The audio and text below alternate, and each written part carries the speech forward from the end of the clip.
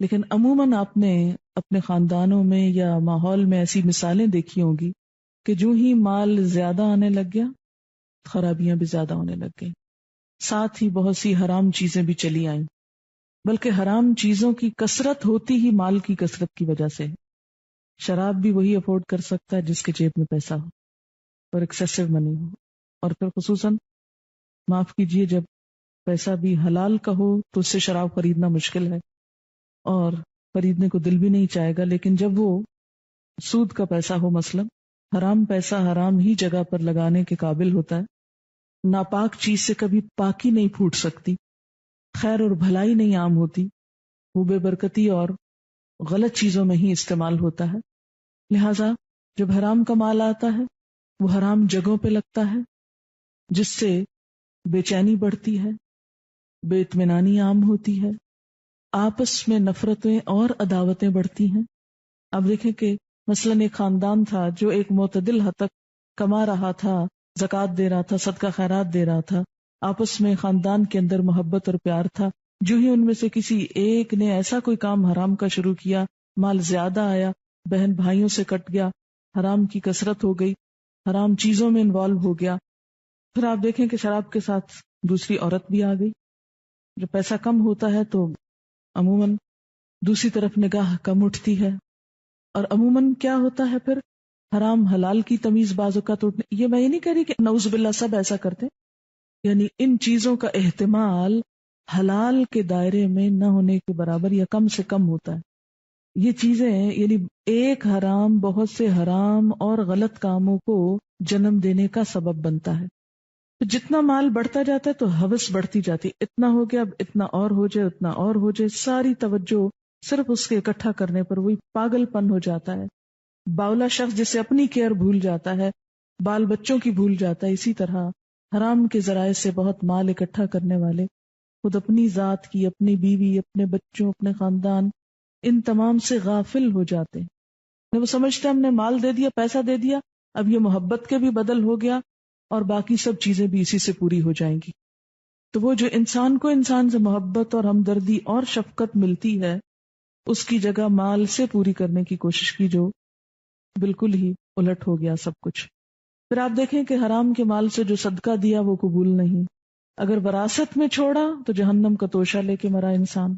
تو حلال کا اثر نسلوں تک جاتا ہے، اسی طرح حرام کا اثر بھی نسلوں تک جاتا ہے، نسلیں متاثر ہونے لگتی ہیں اس سے۔ تو بات میں یہ کر رہی تھی کہ جب مال ایک جگہ جمع ہو جاتا ہے تو اس سے خرابی ہونے لگتی ہے بہت سی۔ پھر آپ یہ بھی دیکھیے ساتھ کہ مثلاً آپ کھانا کھاتے ہی چلے جائیں اور جو ویسٹ ہے اس کا وہ جسم سے باہر نہ آئے تو کیا ہوگا؟ کوئی ایسا مریض کہ جو صرف کھائے اور اس کا سسٹم کام نہ کرے کہ جس سے اس کے ویسٹ مادے باہر جا سکیں، ایسے شخص کی تکلیف اور مصیبت کا آپ اندازہ کر سکتے ہیں۔ بالکل اسی طرح اگر ایک شخص صرف مال حاصل کر رہا ہے اور اسے خرچ نہیں کر رہا، دوسرے کی ضرورت پہ نہیں دے رہا، نکال نہیں رہا، تو اسی وجہ سے ہم دیکھتے ہیں کہ جو نبی صلی اللہ علیہ وسلم کو معراج کے موقع پہ دکھائے گئے کہ سود خاروں کے پیٹ بہت بڑے بڑے، کیونکہ وہ صرف مال ڈال رہے ہیں، کھینچ رہے ہیں، روپے سے روپیہ بڑھا رہے ہیں اور آگے نہیں دے رہے، اور اس کو کھانے کے لیے پھر کون آئے؟ سانپ ڈالے گئے۔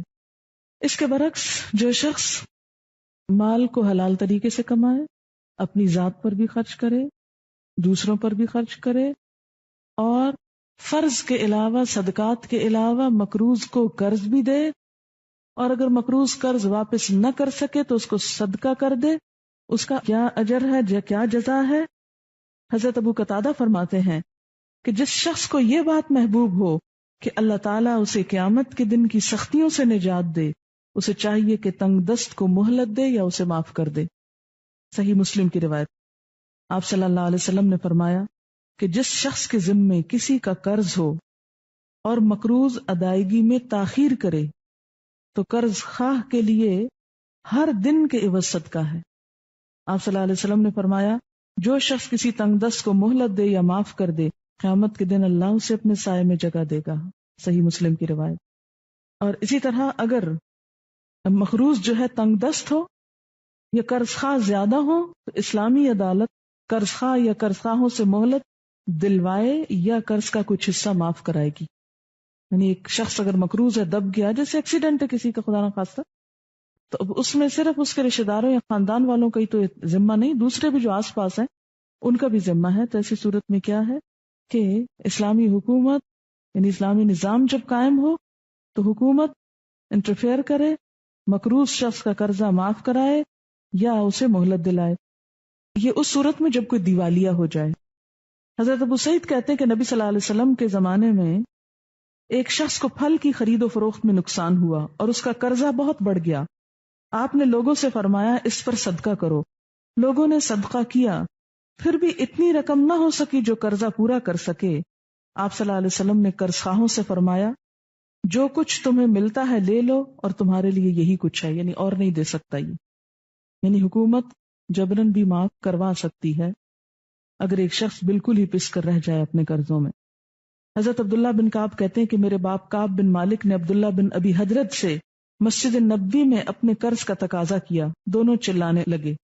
انسان تھے نا. آپ صلی اللہ علیہ وسلم اپنے حجرے میں تھے، ان دونوں کی آوازیں سنی تو آپ حجرے کا پردہ اٹھا کر برآمد ہوئے. کعب کو پکارا. کعب نے عرض کی حاضر یا رسول اللہ صلی اللہ علیہ وسلم. آپ نے اشارے سے فرمایا آدھا قرض چھوڑ دو. کعب کہنے لگے یا رسول اللہ صلی اللہ علیہ وسلم میں نے چھوڑ دیا. پھر آپ نے ابو حضرت سے فرمایا اٹھ اور اس کا قرض ادا کر. یعنی آپ نے کچھ معاف کرا دیا اور کچھ ادا کرنے کو کہا. پھر اسی طرح اگر کوئی قرض خواہ مقروض کے ہاں اپنی چیز بے جنسی ہی پالے تو وہ اس کی ہوگی. یعنی پیسے کی بجائے اگر کوئی دوسری چیز اس کے عوض مل رہی ہو تو وہ بھی لی جا سکتی ہے. یعنی جسے آپ کہتے ہیں نا قرض کرنا. لیکن کچھ چیزیں قرض کرنے سے منع کیا گیا ہے. مثلا رہنے کا مکان جس میں وہ شخص واقعی خود رہ رہا ہو، اس کو نکال کے اس کا مکان قرض نہیں کیا جائے گا.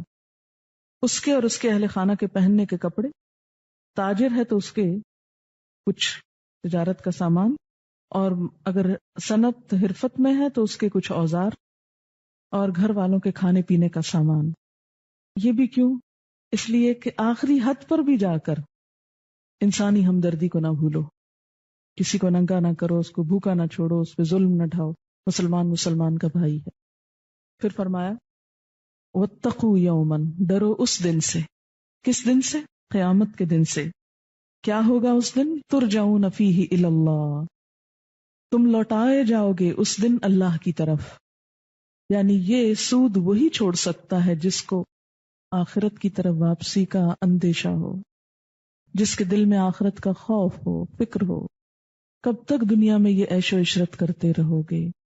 کب تک تمہیں یہ سب کچھ حاصل رہے گا؟ اس دن کا بھی سوچو.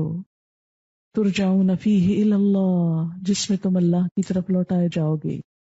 ثم توفی کل نفس، پھر پورا پورا دیا جائے گا ہر شخص کو. کیا؟ ما کسبت، جو اس نے کمائی کی. وہم لا یظلمون، اور وہ ظلم نہ کیے جائیں گے. یعنی کسی انسان پر کچھ بھی ظلم نہ ہوگا. آیت بھی بہت سی روایات کے مطابق قرآن پاک کی آخری آیت ہے جو آپ کی وفات سے چند روز پہلے اتری.